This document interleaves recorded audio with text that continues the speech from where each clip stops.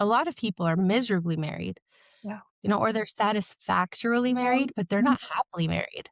Yeah. If you're not happily married, figure out how to make your marriage happy. What can you do? Don't settle. Don't convince yourself you married the wrong person and get a divorce. Like that's the easy way out. Mhm. No. If you don't know how to do something, learn how to do it. You don't know how to connect with your husband in a way that he can hear your heart? Learn how and get used to failing and give him grace to miss the mark because you know what, honey? You missed the mark too. If you don't feel like your needs are being met, well, maybe it's because you're not even clear on what your needs are and you don't know how to communicate those needs to him in a non-critical or condemning or castrating way. Maybe if you learn how to identify your needs and then how to bring those needs to him in a way that arouses and evokes and inspires him to actually want to provide those, because guess what? The instinct to provide in a man is so strong. If a man is not providing for us, chances are it's because we've done something to make him not want to. Men respond to women. Women are powerful. We're powerful. When God created woman in the Bible, this is like crazy, but like it says in the Bible, it says that God created for Adam a helpmate. Okay. Now you guys know where I'm going to go here, but before you knew where I was going to go here, when you hear God created a helpmate, what do you think? Like, what's the typical religious understanding of God created a helpmate for Adam? Housewife, the Okay. one Traditional. Well, who does all the house stuff, like, it takes care of all the things while he goes to work. just this woman whose whole sole purpose is to dote on the man and just we're subservient. We're just meant to help him and do whatever, cook his food. Not that there's anything wrong with all of that. There's nothing wrong with any of that, but that's that's the definition that we create around it, right? Pregnant barefoot at the kitchen sink. Subservient, right? Even in scripture when it talks about, wives submit to your husbands, it doesn't say women submit to men, first of all. It doesn't say that. It says wife submit to your husband. So women are not inferior to men.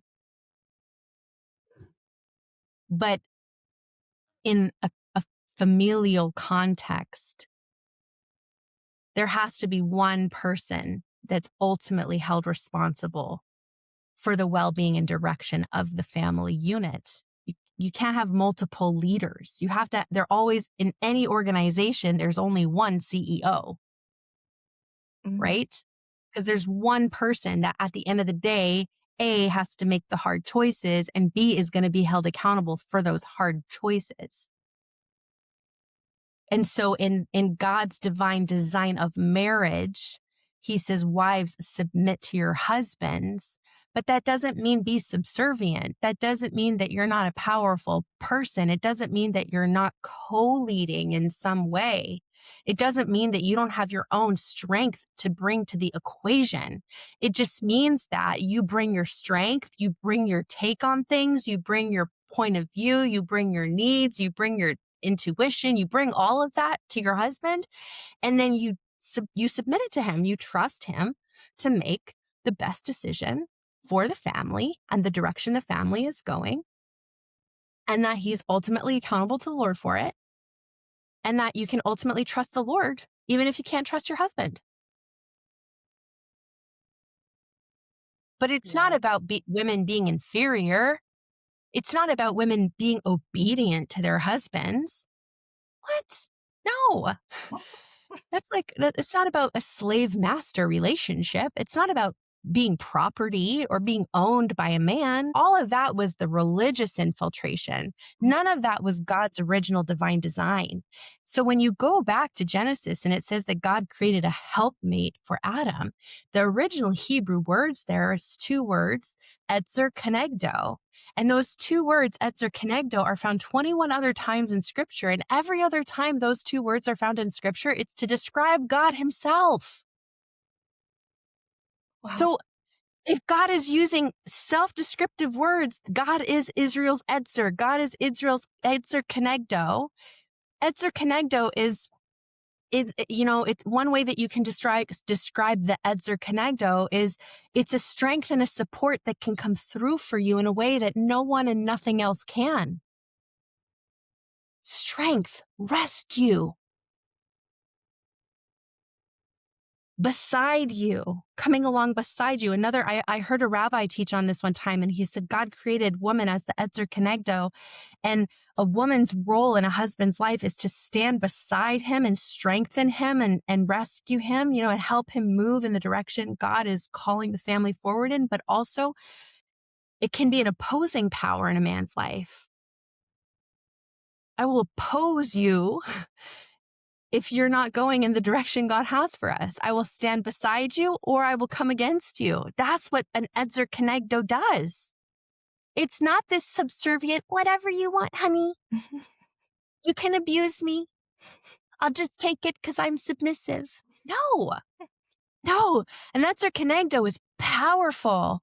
Every time in scripture that those words Ezer Kenegdo are used to describe God, it's a time in Israel's history where they needed him to come through for them or else they would perish. Wow. A woman can influence a man in a way that brings the king out in him. Or she can bring out the beast. So if we don't like what we're getting at it, now don't get me wrong, there's a percentage of men in this world that are very unhealthy, and no amount of loving them well and none, right? Like, it's not our job to fix people. That's not what I'm saying.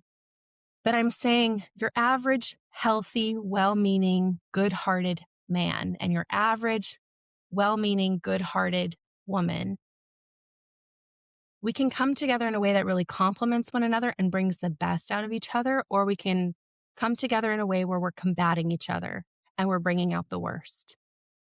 And I personally think that women are the most influential power in the dynamic between a man and a woman. I think women are created by God's design to be more spiritually intuitive. I think women are created by God's design to be more emotionally attuned and to have an overall higher value for relationship. Just look at women and men. Just look at the difference. Most women are more spiritual than men. More women go to church than men. More women are in spiritual communities than men. It's a very feminine thing. It's a natural feminine thing. It's part of God's design. Relationship. Women are going to coffee with friends all the time. Women are doing girls' nights and girls' trips with girlfriends all the time. Men maybe have one or two guy friends that they'll do sports with or play video games with, but they're not like sitting around sharing each other's emotional attunement. They're not like, how are you feeling, bro? What's going on? Tell me all about your inner world. Maybe if they're lucky, they can do that with a woman in their life that they feel safe with to be vulnerable with. But men, that's not their natural inclination. So I think in the dynamic of a male and a female, that's the strength that a woman brings to the relationship. She brings that spiritual leadership. This is what I'm sensing, honey. This is what our relationship needs spiritually. This is what I'm submitting to you. What do you think? And then he's the CEO. He makes the decision. Yeah, you're right, honey. Let's start going to church. Or yeah, you're right, honey. Let's start praying together. Or you know what? Let's do that Bible study. That's a great idea. Right? Yeah, let's do it. Right? Or honey, this is what I'm noticing in the kids. This is what I think the family needs emotionally right now. And then the husband can step up. Okay, here's the problem. Here, honey, here's the problem. I feel like the family needs this. And then in his masculine strength, he can think objectively and rationally about it and make a decision on what's the solution. How do we fix the problem? Men love to fix problems. We bring them the problem, they bring us the solution. But we have to learn how to do it in a way that inspires them. Part of the feminine strength, it's one of our superpowers that God gave us in our divine feminine, is we have the power to arouse. And a lot of women use that in a sexual way. But to arouse a man is more than sexual.